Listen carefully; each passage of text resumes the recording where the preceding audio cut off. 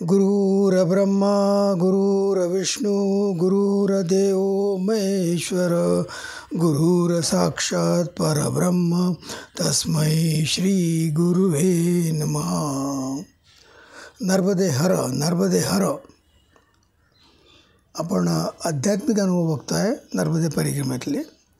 आणि जसं तुम्हाला मी मागच्या व्हिडिओमध्ये सांगितलं आहे की आध्यात्मिक अनुभव आणि भौतिक अनुभव वेगवेगळे आहे. आणि आध्यात्मिक अनुभवामध्ये सुद्धा साक्षात्कार हा वेगळा पडतो, आणखी आध्यात्मिक अनुभव वेगळा आहे. याचा तुम्हाला फरक मी सांगितला.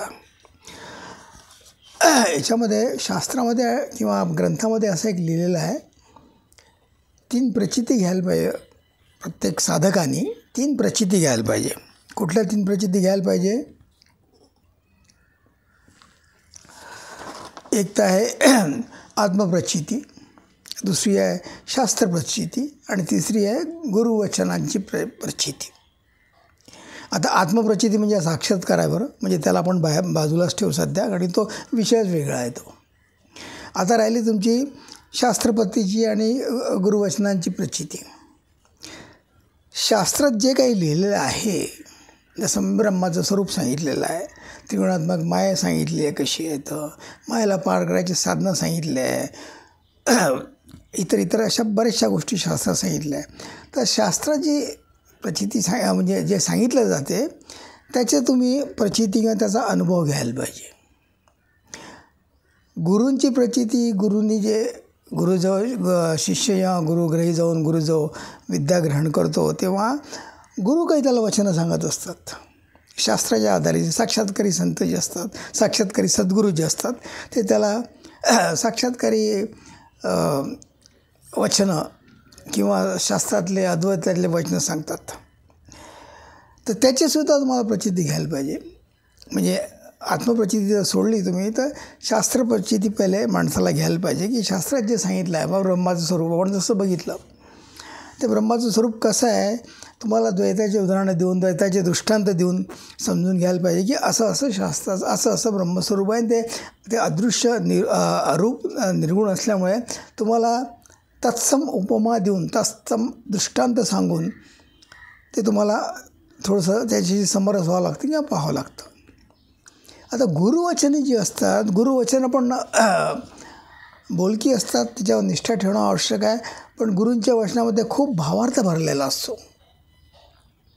तो भावार्थ तुम्ही समजून घ्यायला पाहिजे. जर तो भावार्थ नसला समजला तर मग गुरुचे वचनं तुमच्या पल्ले पडणार नाही, म्हणजे समजणार नाही तुम्हाला की गुरूंनी काय सांगितलं.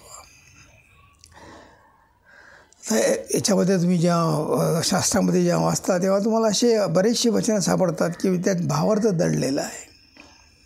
म्हणजे जसं तुम्हाला मी काल बोललो की जगामध्ये जगदीश विवेक ओळखावा. आता विवेक कसा ओळखायचा हे गुरु तुम्हाला सांगू शकतील, किंवा विश्वामध्ये परमेश्वराचं अधिष्ठान आहे जे म्हटलं जातं, ते अधिष्ठान तुम्हाला गुरुकडनं समजून घ्यावं लागेल. किंवा अधिष्ठान कसं आहे, तुम्ही जे सांगता कसं आहे, मला तर डोळ्यानं दिसत नाही, त्याचेच आपण हे पाहून राहिलो होतो. तर शास्त्रामध्ये ब्रह्मस्वरूप आणखी इतर जी वचनं आहे त्याचा दृष्टांत किंवा त्याचा उलगडा करून त्याची प्रचिती घेणं हे महत्त्वाचं आहे. आणि त्याला म्हणतात की शास्त्रप्रचिती. तर आपण आध्यात्मिक अनुभव म्हणजे शास्त्राची प्रचिती आपल्या नर्मदे परिक्रमात किंवा इतर तुम्ही व्यावहारिक जीवनात सुद्धा घेऊ शकता. ती जर तुमची तशी दृष्टी विकसित झाली, ज्ञानाची दृष्टी विकसित झाली, आत्मज्ञान प्राप्त होऊन, तर तुम्ही व्यावहारिक जीवनात सुद्धा हा शास्त्रप्रचिती घेऊ शकता. किंवा गुरूंनी जे वचनं सांगितले त्याची प्रचिती किंवा त्याचा मतितार्थ भावार्थ काय आहे तुम्ही समजून घेऊ शकता. आपण हेच बघतो आहे अध्यात्मात प्रगीतामध्ये. जसं आपण ब्रह्मस्वरूपाचा मागच्या व्हिडिओमध्ये आपण बघितलं, ब्रह्माचं स्वरूप कसं आहे, अखंड आहे, अरूप आहे, त्याचं रूप सर्व व्यापक आहे. आणि त्यांनी ही सगळी सृष्टी निर्माण केली आहे. याच्या बाबतीत एक श्लोक आहे, श्लोक गीतेतला श्लोक आहे 9.10, म्हणजे 9व्या अध्यायातला 10वा श्लोक. त्यात म्हणतात, मय्या दक्षिणे प्रकृती सूयते सचराचर. म्हणजे माझंच अधिष्ठान सगळ्या प्रकृतीत आहे, हे स्वतः भगवान सांगतात गीतेत. मय्या दक्षिणे प्रकृती सूयते सचराचरा. तर हे अधिष्ठान जे आता याच्यात जो भावार्थ धाडलेला आहे किंवा याचं अधिष्ठान कसं आहे देवाचं, परमेश्वराचं अधिष्ठान कसं आहे. तुम्हाला एक उदाहरण दिलं होतं की हे जे ऋतुचक्र जे चालतं, जे व्यवहार सचराचरामध्ये म्हणजे सचराचर आणखी अचराचर किंवा सचेतन आणखी अचेतन, ह्या ज्या दोन प्रकृती आपण बघतो याच्यामध्ये. तर सचेतनामध्ये जे चेतन आहे ते चेतनामध्ये त्याची आहे, अचेतनामध्ये सुद्धा त्याचं अधिष्ठान आहे, पण ते आपलं अधिष्ठान समजत नाही लवकर. सचेतनामध्ये आपण म्हणतो त्याला जोपर्यंत माणूस जिवंत आहे, चालता फिरता आहे किंवा जे ऋतू पालटून राहिले आहे, तेव्हा हे याचं सगळं करता धरता पालन करता ईश्वर आहे असं आपण म्हणतो. म्हणून त्याचा अधिष्ठान आपल्याला तसं बघायला पाहिजे. तुम्हाला मी फळांचा दृष्टांत दिला होता की फळांच्या दृष्टांतामध्ये आज जसा आंबा घेतला किंवा पपई घेतली किंवा पेरू घेतले किंवा सेब घेतले तुम्ही, ते हे एखाद्या विशिष्ट ऋतूमध्येच हे लागतात झाडाला, इतर ऋतूत लागत नाही. आणि ते सुद्धा ती झाडावरच पिकतात आणि झाडावर पिकल्यानंतर मग देठापासून फळ वेगळं होतं ते. तर ही जी पिकण्याची लागण्याची जी क्रिया आहे, ही क्रिया कोण करतं? ही मानवाच्या द्वारे नाही होत क्रिया आहे. आपण कृत्रिमतेने पिकवतो आणि त्याचा काहीतरी चव लागते आपल्याला किंवा आतून सडकं निघतं ते फळं, ती गोष्ट वेगळी आहे. पण नॅचरली स्वाभाविकरित्या फळ कसं लागतं आणि कसं पिकतं हे तुम्ही लक्षात घ्या. तुम्ही आता पृथ्वी किंवा जमीन ही एकच आहे, पण एकाच जमिनीतून तुम्हाला फळं फुलं देणारे विविध प्रकारची तुम्हाला फळं फुलं वेली दिसतात. त्याला बोरी सापडतील, बोरीवर बाभळी सापडतील, त्यात गुलाबाचे फुलं पण सापडतील. आणखी अन्नधान्य देणारे जी गहू आहे, ज्वारी आहे किंवा तांदूळ आहे, हे जे पिकं आहे ते एकाच जमिनीतून निघतात नाही, एकाच पाण्याच्याद्वारे निघतात. ते तुम्ही म्हणाला होता जे बीजं वेगवेगळे आहे, बरोबर आहे, सगळ्यांची बीजं वेगवेगळी आहे, पण ते तिथे लागून त्याचा आपण त्या अन्नाचा मग आपण त्या धान्याचंच आपण अन्न करून प्राशन करतो आणि आपण जगतो त्याच्यावर. तर ही जी प्रकृती आहे याची मायेची, म्हणजे ही देव म्हणतात त्या याच्या गीतेमध्ये की माझी त्रिगुणात्मक माया आहे, माझ्या या त्रिगुणात्मक मायेच्या द्वारे तुम्ही मला बघा की मी जगतात कसं दडलेलं आहे, कसं मी जगतात अधिष्ठान मांडून बसलेलं आहे. म्हणजे त्याचं जे निर्गुण निराकाराचं रूप आहे ते सगुण साकाराने तुम्हाला विश्वात आढळेल. तुम्हाला ते सगुण साकार रूपाने तो विश्वात सामावलेला आहे. त्यांनी सर्व व्यापक विश्व त्यांनी सर्व व्यापलेलं आहे, त्याच्या एका अंशाने विश्व व्यापलेलं आहे. तर हे जे निर्गुण निराकारचं रूप आहे, जे अमर्याद आहे, सर्वव्यापक आहे, त्याला आपण मर्यादित करून टाकलं आहे सगुण रूपामध्ये. पण ते कशा करता की आपल्याला निर्गुण रूपाचं आकलन येत नाही, म्हणून त्याला सगुण रूपात तो असा अवतरलेला आपल्याला. आणि सगुण रूपातच त्याचं तुम्ही दर्शन घ्यायला पाहिजे. सगुण रूपातून दर्शन घेऊनच तुम्ही त्याचं निर्गुण रूप ओळखायला पाहिजे, आकलन करायला पाहिजे. तर याच्यामध्ये हे सांगण्याकरता तुम्हाला 3 प्रचिती सांगितल्या मी: आत्मप्रचिती, शास्त्रप्रचिती आणि गुरुवचनांची प्रचिती. तर शास्त्रप्रचितीद्वारे आपण हे बघतो आहे हे कसं आहे. आणि आणखी एक त्रयी सांगितली आहे, विज्ञान त्रयी सांगितली आहे 7व्या अध्यायामध्ये, 7व्या आणखी 8व्या अध्यायामध्ये. अधिभूत, अधिदैव आणखी अधियज्ञ. आपण अधियज्ञ याच्याशी जोडू, कारण की अधियज्ञ जोडल्यानेच तुम्ही जो काही यज्ञ करताय म्हणजे काय, तुम्हाला अक्षरशः वेदीवर अग्नी पेटवून त्याच्यामध्ये हवीर द्रव्याचं हवन करायचं आहे, तो यज्ञ वेगळा आहे. पण तुम्ही जसं शिक्षण घेता, तुम्ही पदविका किंवा एक पदवीधारक जसा 5 वर्ष 6 वर्ष 10 वर्ष शिक्षण घेतो, एक विशिष्ट पदवी धारण करतो तो. तर हा जो काळ आहे 3, 4, 5 वर्षाचा, तर या काळामध्ये तुमचा एक यज्ञ चालू होता अभ्यास करण्याचा, की जे तुम्हाला BAची डिग्री, BEची डिग्री तुम्हाला मिळते त्याच्यामध्ये. तर हा जो असा जो यज्ञ आहे, हा यज्ञ तुम्ही परमार्थासाठी करायला पाहिजे. म्हणजे स्वधर्माचरण करून तुम्ही यज्ञ करायला पाहिजे. आणि तो यज्ञ केल्यानंतर मग तुम्हाला यज्ञातून यज्ञदेवता जी उत्पन्न होते ती तुम्हाला त्याचं फळ देते. म्हणजे म्हणतात की तस्मात सर्वगत ब्रह्मम नित्य यज्ञ प्रतिष्ठम. तुम्ही जर असे आध्यात्मिक यज्ञ केला, यज्ञ दान तप जे केलं आहे, जे म्हणतात ते 3 करायला पाहिजे, दान यज्ञ आणखी तप. याच्यामध्ये या यज्ञामध्ये विष्णूचा अवतार, विष्णूचं अधिष्ठान आहे असं म्हणतात ते. हे गीतातला श्लोक आहे हा. तस्मात सर्वगत ब्रह्मम, नित्यम यज्ञे प्रतिष्ठम, म्हणजे नित्यतः विष्णू अशा यज्ञामध्ये अधिष्ठान मांडून बसला आहे किंवा तिथे तो त्याचं प्रतिष्ठान तिथे आहे त्याचं. यज्ञे वाई विष्णू. तर हा जो यज्ञ आहे आपला, म्हणजे परिक्रमासुद्धा एक लघुयज्ञ असं म्हणायला पाहिजे तुम्हाला. 18 दिवस तुम्ही जे नामस्मरण चालवलं आहे अखंडरित्या, या देवाची पूजा, नर्मदेची पूजा, आणखी तुम्हाला पावलोपाली जे तुम्हाला मंदिरं, आणखी देवदेवतांचे मंदिरं तुम्हाला दिसले, नर्मदा नदीचं दर्शन घेत तुम्ही पावलोपाली करून तुम्ही एक 17-18 दिवसाचा एक निरंतर तुम्ही एक यात्रा केली तुम्ही ती. तर त्या यात्रेमध्ये तुमचं नामस्मरण चालू होतं देवाचं. तर त्या यात्रेमध्ये यालासुद्धा एक लघुयज्ञ म्हणता येईल, ज्याच्यामुळे तुम्हाला या ज्या प्रचिती, आध्यात्मिक प्रचिती सांगितल्या, या प्रचिती जर तुम्हाला आत्मज्ञान असलं थोडं किंवा ज्ञानदृष्टी असली तर ह्या प्रचिती तुम्हाला देवाचं अधिष्ठान तुम्ही पाहू शकता. आता देवाचं अधिष्ठान पाहण्यासाठी एक तुम्हाला कटपोतचा जो बोटीने प्रवास करतो आपण, तिथला तुम्हाला एक लक्षात येईल की देव कसा सामावलेला आहे, आणखी देव हे संसार चक्र कसं चालवतो. कटपोत ते मिठी तलाई तुम्ही समुद्राने प्रवेश करून जाता, आणखी समुद्राचे आखात कटपोतला पण आहे, आणखी मिठी तलाई पण आहे. आता कटपोतला जेव्हा तुम्ही बोटी घेता तर त्या बोटींच्या वेळा ठरवलेल्या, काहीतरी ठरवलेल्या म्हणजे काही माणसाने ठरवलेल्या वेळा नाही आहे. ही जी भरती आवटी येते ही चंद्रोदय आणखी सूर्योदय याच्या ग्रहस्थितीमानाने त्या भरती आवटी ठरल्या. त्या समुद्राला केव्हाही भरती येत नाही, केव्हाही आवटी येत नाही समुद्राला.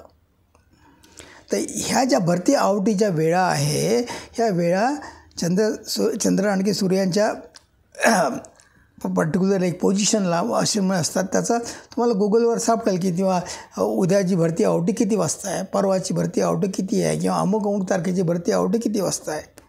हे का आवश्यक आहे? कारण तिथे ज्या आखातामध्ये जो चिखल आहे, त्या चिखलामध्ये या बोटी रुतून बसलेल्या आहेत, आणि जोपर्यंत पाणी आखातात येत नाही, म्हणजे त्याला भरती येत नाही समुद्राला, तर पाण्यावरती बोट तरंगणार नाही.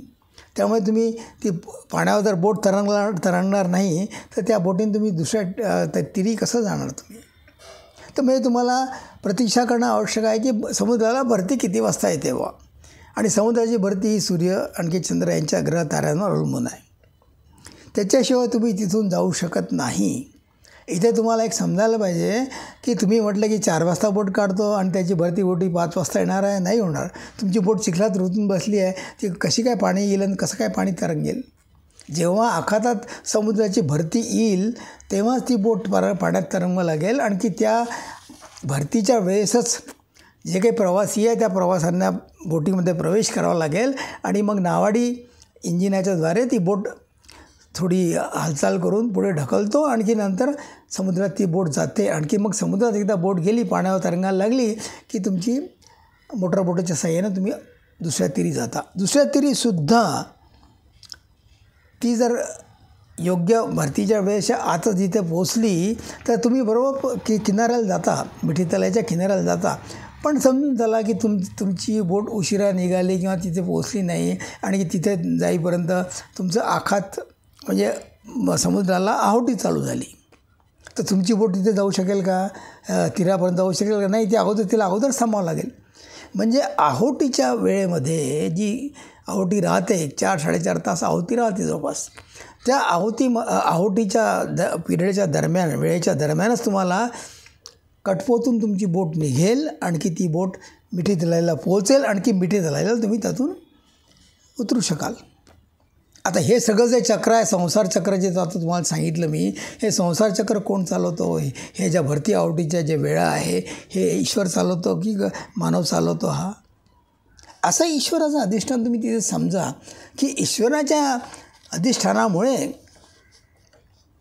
हे संसार चक्र चालतं. असं भरती आवटी होतात, आणि भरती आवटीच्या वेळेनुसारच आपल्याला कटपोतून निघावं लागतं. आणखी त्या आहोटी व्हायच्या अगोदरच आपल्याला मिठी तलाईला पोचायला लागतं. 1.5 ते 2 तासाचा प्रवास आहे कटपोट मिठी तलाई.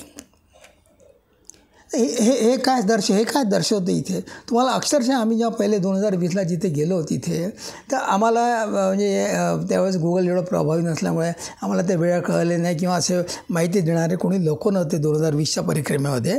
तर आम्हाला तिथे गेलो तर कळलं बा अरे रात्री आपल्या बोटीची वेळ तर आपण 3:30 वाजता पोहोचलो आम्ही दुपारी जाऊन. तर मग त्याच्यामुळे आम्हाला तिथे मुक्काम करावा लागला. तिथे मुक्काम म्हणजे 5-6 तास तिथे थांबावं लागलं. आणखी तो ग्रस्त केव्हा येईल, आपलं बुकिंग केव्हा करेल आणि मग केव्हा सांगेल चला चला तुम्ही आता भरती येणार आहे, आणखी बोट तुमची निघणार आहे, मग आपल्याला जाऊन बोटीमध्ये प्रवेश करायचा आहे.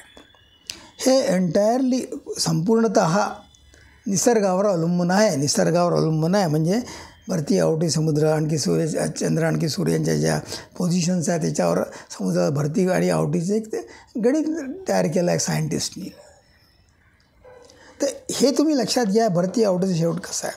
तसंच आणखी अधिष्ठान पाहण्याकरता एक गीतेतला 7व्या अध्यायातला 6वा श्लोक आहे. अहम कृतस्य अन्यस्य जगता प्रभव प्रलयस्ततः. म्हणजे जगामध्ये जी काही उत्पत्ती स्थिती आणखी लय आहे ती मीच करतो असं भगवान सांगतात आहे. माझ्यामुळेच होते उत्पत्ती स्थिती लय. म्हणजे जगाची उत्पत्ती काही तुम्ही केली नाही, जगाची उत्पत्ती परमेश्वराने केली आहे. तुम्ही लहान मोठं घर बांधणार, एखादं धरण बांधणार, एखादा मोठी बिल्डिंग बांधणार, त्याला उत्पत्ती म्हणता येणार नाही. ती उत्पत्ती आहे, निश्चितपणे उत्पत्ती आहे. काहीतरी तिथे तुम्ही कार्य केलं आहे आणि म्हणून तिथून ती बिल्डिंग निर्माण झाली किंवा धरण निर्माण झालं किंवा कारखाने निर्माण झाला असं म्हणता येईल त्याला. किंवा कार तुम्ही कार निर्माण केली, कारचा शोध लागला, स्कूटरचा शोध लागला वगैरे वगैरे वगैरे, लॅपटॉपचा शोध लागला वगैरे. ती निर्मिती आहे, शास्त्रज्ञाची ती निर्मिती आहे. मी त्याला मान्य करत नाही, म्हणजे अमान्य करत नाही त्याला. पण परमेश्वराने जी उत्पत्ती केली आहे विश्वाची, ती उत्पत्ती याच्यापेक्षा वेगळी आहे.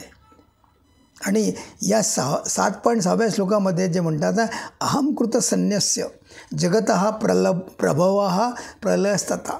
म्हणजे उत्पत्ती स्थिती जगताची जी आहे ती परमेश्वर करतो. म्हणजे ढगफुटी घ्या तुम्ही, ही महामारी घ्या, आता जो कोरोना होऊन गेला, पूर्ण महामारी कोरोना जो होऊन गेला 2020च्या नंतर चौदा 21-22पर्यंत राहिला तो. तर ही महामारी प्रलय आहे, तो त्याचा प्रलय आहे. त्या प्रलयात बरेचसे लोक मृत्युमुखी पडले. जेव्हा महापूर येतो नदीला, ढगफुटी होते उत्तराखंडामध्ये, त्या महापुरात अत्यंत कितीतरी गावं वाहून जातात. भूकंप होतात, भूकंपामध्ये शहरं दडपले जातात पृथ्वीमध्ये.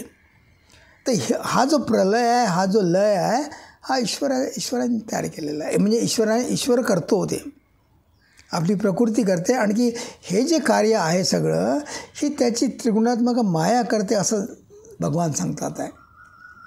म्हणजे जे त्याचं अमर्यादित रूप आहे, अमर्यादित रूपाला सगुण रूपात, मर्यादित रूपात तुम्हाला जे बघायचं आहे ते काम त्रिगुणात्मक मायेचं आहे. नचमस्तानी भूतानी पश्चिमे योगमेश्वरम. पश्चिमे म्हणजे मला कसं पहा असं भगवान सांगता.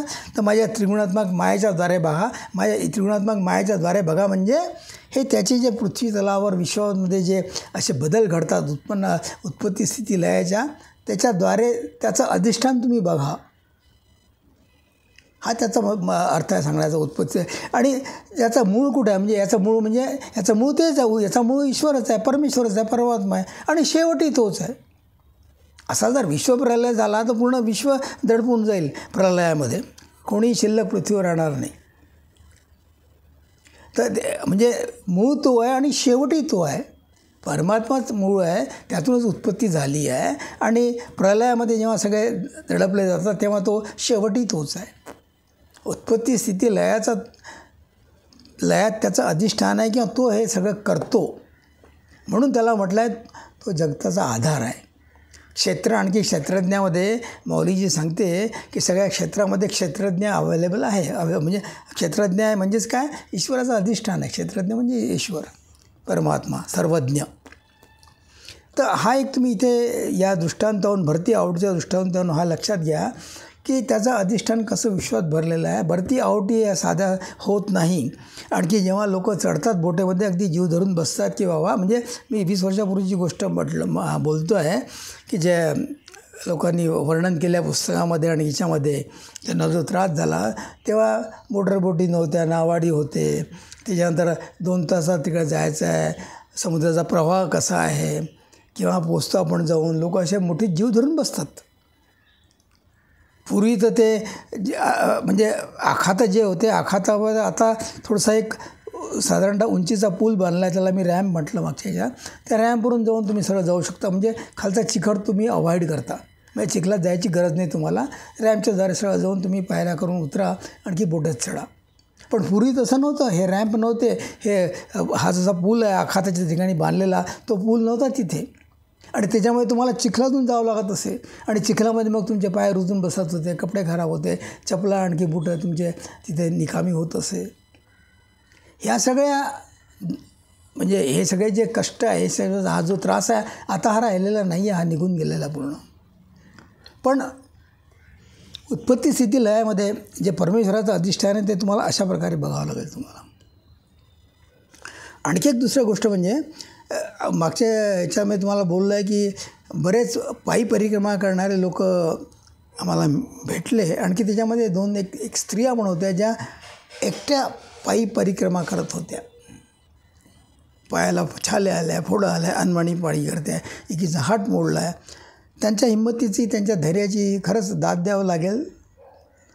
कारण की इतका लांबीचा प्रवास एकटी स्त्री करते आहे, याच्या पाठीमागे काय आहे हो, काय तिची प्रेरणा आहे, काय तिचं हिंमत आहे. तर दुसऱ्या शब्दात सांगायचा, हाच प्रसंग दुसऱ्या शब्दात सांगायचा झाला तर ती स्त्री निर्भय झालेली आहे.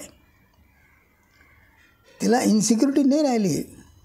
शी feel secured because of the God. म्हणजे परमेश्वराने तिला इतकी हिंमत दिली की चाल तू परिक्रमा पूर्ण कर. हा तिचा अभियज्ञ आहे. अभियज्ञामध्ये चाल तू तुझी 3 महिन्याची 6 महिन्याची जी काही परिक्रमा असेल ते पूर्ण होते. त्या हिमतीवर, त्याच्या आधारावर, त्याच्या कृपेने ती एकटी स्त्री परिक्रमा करते आहे. म्हणजे ती स्त्री निर्भय झाली. लक्षात घ्या, निर्भय झाली हा शब्द मी का वापरून राहिलो आहे, कारण की निर्भयता हा ईश्वराचा गुण आहे. आपण सध्या लोक साध्या गोष्टीला घाबरतो. म्हणजे मुलाला सांगितलं अरे बागुलबा येतो रे बा, तर मुलगा घाबरतो, तो आईच्या कुशीत दडतो की अरे बागुलबा कोणीतरी आहे मला पकडून घेऊन जाईल वगैरे. आपल्याला तशी भीती आहे. मोठ्या माणसांना पण भीती आहे. बागुलबाची नसली तर आपल्याला इन्स्पेक्टरची भीती आहे, RTOची भीती आहे, मला कोण पकडेल, किंवा पोलिसाची भीती आहे. काही नोटीस काढला माझ्या अगेन्स्टमध्ये किंवा ऑफिसमध्ये काही असं काही कांड झालं त्याचे, तर लोक त्याच्यावर ॲक्शन घेतात. त्याला ती भीती असते माणसाला. किंवा एखाद्या ॲक्सिडेंट झाला किंवा नाही कळलं तर तो ॲक्सिडेंटमध्ये त्याचा अपघातून मग त्याचं काहीतरी होतं, म्हणजे एक तर जखम होते किंवा मग त्याचा अपघाती मृत्यू पण होतो. तर आपण अशा गोष्टीला घाबरतो, कारण की ही द्वैतातली स्थिती आहे म्हणून तुम्ही घाबरता. पण अद्वैताच्या स्थितीमध्ये तुम्ही एकटे असता. ते म्हणतात ना, परमेश्वराचं रूप तुम्ही अचिंतनीय आहे, तुम्ही ते रूप सांगू शकत नाही किंवा तुम्ही दुसऱ्याला सांगू शकत नाही की त्या अद्वैतच्या स्थितीमध्ये तुम्ही त्याचं दर्शन कसं घेतलं. कारण की अचिंतनीय म्हणण्याचं कारण की तिथे दुसरा माणूसच नाही, सांगणारा माणूस नाही, ऐकणारा माणूस नाही. अद्वैत म्हणजे एकटा आहे तो. ती पण द्वैताची स्थिती ज्या उलटी आहे. म्हणजे आपल्याला जी भीती लागलेली आहे, आपण जे भीतीने आपण सध्या नेहमी घाबरत असतो की अरे असं झालं तर काय होईल, तसं झालं तर काय होईल, रस्ता खराब झाला तरी आपल्याला भीती वाटते की आपण या रस्त्यातून पार कसं जाऊ, किंवा एखादा प्रसंगी जर पुलावून पाणी गेलं, आपण अडकून बसलो तर तिथे आपल्याला वाटतं अरे बा पूल वगैरे आला, वीज वगैरे पडली तर काय होईल, अशी भीती एक माणसात मनात असते. पण अद्वैतात ती भीती असते म्हणून तो माणूस निर्भय होतो. आणखी ह्या ज्या स्त्रिया एकट्या ज्या प्रवास करून राहिल्या आहे, हे एकट्या प्रवास करण्याच्या मागे त्यांची हिंमत किंवा त्यांचं धैर्य कसं आहे हे लक्षात घ्या तुम्ही. हे निर्भयता तिथे दिसून येते की तिची हिंमत बघा. आपण हिंमत म्हणू द्वैताच्या भाषेत, पण तिला ते भगवंताची कृपा प्राप्त आहे म्हणा, किंवा तिला तेवढी देवानी एवढी मोठी ताकद दिलेली आहे, शक्ती दिली आहे की चाल तू, तुझ्या पाठीमागे काही होणार नाही, त्याला चाल तू, आणि त्या हिमतीवर जाते. तिला आधार पुरुषांचा किंवा तिला आधार घरादाराचा राहण्याचा हा तिला आधार नाही आहे. तिला तिथे आधार आहे परमेश्वराचा, नर्मदा मैयेचा आधार आहे तिला. म्हणून ती चालली आहे, म्हणून ती परिक्रमा पूर्ण करते एकटी. खरं वाखाणण्यासारखी गोष्ट आहे. आणखी एक तुम्हाला सांगतो उदाहरण मी तुम्हाला. आपण कुठे पडतो, आता आम्हाला जे रस्त्यामध्ये जे आश्रम लागले याच्यामध्ये 2-3 आश्रम फार महत्त्वाचे आहे. एक शशीबेनचा आश्रम लागतो. म्हणजे तुम्ही नारेश्वरला जेव्हा जाता तेव्हा मंगलेश्वरच्यामध्ये नारेश्वरच्यामध्ये एक शशीबेनचा आश्रम आहे. शशीबेनच्या वडिलांनी ती प्रथा चालू केली होती लोकांना अन्नदान देण्याची, जे पायी परिक्रमा करतात त्यांच्यासाठी. आता त्यांच्या मुली शशीबेन नाही आहे सध्या, ज्योती कुकीबेन वगैरे ह्या सगळ्या आहे ते आश्रम चालवतात. ठीक आहे. तसाच एक आश्रम रमाबाईचा आश्रम आहे जो तुम्हाला बर्मनघाटाच्या तिथे लागतो. आणि एक प्रतिभा देशपांडेचं मी तुम्हाला सांगितलं होतं. प्रतिभा देशपांडेचा आश्रम टिमळणीच्या जवळ आहे, खंडव्याच्या अलीकडे टिमळणी लागते, तिथे त्यांचा आश्रम आहे. या लोकांना प्रेरणा झाल्या आहेत, या लोकांना प्रेरणा झालेल्या आहेत किंवा तुम्ही हे अन्नदान छत्र चालवा. किंवा आम्ही नर्मदा परिक्रमा केली, आम्हाला असं वाटलं की लोकांची सेवा करावी आणि या सेवा करून लोकांना आपण सेवा करावी असं त्यांना प्रेरणेतून त्यांना एक स्फूर्ती निर्माण झाली आणि त्या स्फूर्तीने ते हे आश्रम चालवतात. आता इथे गंमत बघा, कोण कधी येणार काय येणार त्याला सगळं चहा पाणी नाश्ता वेळेनुसार किंवा जेवण जे काय असेल ते देतात ते सगळं तिथे. आता तिथे त्यांचं उत्पन्नाचा सोर्स किंवा हे जे अन्नधान्य आहे हे अन्नधान्य कुठे येणार आहे हो? शेगावचा गजानन महाराजांचा आश्रम किंवा गोंदवलेकर महाराजांचा आश्रम याच्यामध्ये काय भरपूर लोक देणगी देणारे आहे. आणखी देणगी दिल्यामुळे त्यांच्याजवळ कोटी रुपये आणखी ते आश्रम चालवतात, अन्नक्षेत्र चालवतात. या ठिकाणी काय, या ठिकाणी त्यांना कुठलं उत्पन्न किंवा कुठले देणगी देणारे लोक आहेत? विचार करा थोडा. पण त्यांचं आश्रम चालतो असा तिथे आश्रमात गेलेला ग्रस्त उपाशीपोटी किंवा तहानलेला माणसाला पाणी मिळणार नाही किंवा उपाशी असलेला साधकाला जेवण मिळणार नाही, तृप्ती होणार नाही असं होणार नाही. तिथे त्यांना मिळतं ते. ही जी पूर्ती केल्या जाते, ही पूर्तीच्या पाठीमागे निश्चितपणे ईश्वराची कृपा आहे आणि त्यांची सेवा आहे. बघा तुम्ही, त्यांची सेवा आहे, लक्षात घ्या. समाजाच्या प्रती त्यांची सेवा आहे. माऊलीजी म्हणते, तया सर्वात्मका ईश्वरा सर्वकर्माची कुसुमांची वीरा पूजा केली होय अपारा तोषा लागी. म्हणजे तुम्ही परमेश्वराची सेवा या पृथ्वीवरच राहून सगळ्या भूतमात्रांची सेवा करा. मग ती गाय असो, कुत्रा असो किंवा भूतमात्रामध्ये स्त्री पुरुष असो, मुलगा असो, कोडी असो, भिकारी असो, त्यांची तुम्ही सेवा करा. त्याच्यामध्ये तो दडलेला आहे. आता या सेवेमध्ये आपण अपुरं पडतो, बरं हे लक्षात घ्या. ही जी सेवा, हे जे आश्रम किंवा जे चरितार्थ लोक चालवतात किंवा लोकांची सेवा करतात, या सेवेमध्ये आपण अपुरं पडतो. म्हणून म्हटलं आहे ही स्वकर्म कुसुमांची वीरा पूजा केली होय अपारा तोषा लागी म्हणजे परमात्मा अशा ठिकाणी प्रसन्न होतं त्यांच्यावर. आणि परमात्मा प्रसन्न झाल्यानंतरच हे जे योगाद्वारे म्हणा किंवा त्याची कृपाद्वारे म्हणा, जो अन्नाचा पुरवठा म्हणा किंवा तिथे आश्रमात काम करणारे लोकसुद्धा मिळणं कठीण आहे. तिथे सेवा देणारे लोक फार कमी आहेत. अरे अन्नधान्य जरी असलं पण सेवा करणारा, स्वयंपाकन किंवा झाडू लावणारा किंवा पाणी भरणारा तिथे माणूस नसला आणणारा, तर ती सेवा कशी होईल पूर्ण ती? तर हे एक तुम्ही लक्षात घ्या. या 2-3 ही सेवा आहे, ही परमेश्वराची सेवा आहे. म्हणून तया सर्वात्मका ईश्वरा स्वकर्माची कुसुमांची वीरा पूजा केली होय अपारा तोषा लागी. तर आपण आज हे उत्पत्ती स्थिती लय, निर्भयता आणखी सेवामध्ये आपण कसं कमी पडतो आपण हे बघितलेलं आहे. आणखी थोडा वेळ कमी आहे. आपण आता असं करू की 2 अजून अनुभव मला सांगायचे आहे आध्यात्मिक, ते आपण पुढच्या याच्यामध्ये करू. आपण इथे थांबवायचं. जय जय रघुवीर समर्थ, नर्मदे हर. श्रोत्यांना विनंती आहे माझी की व्हिडिओला सबस्क्राईब करावे, लाईक करावे, सर्क्युलेट करावे. धन्यवाद.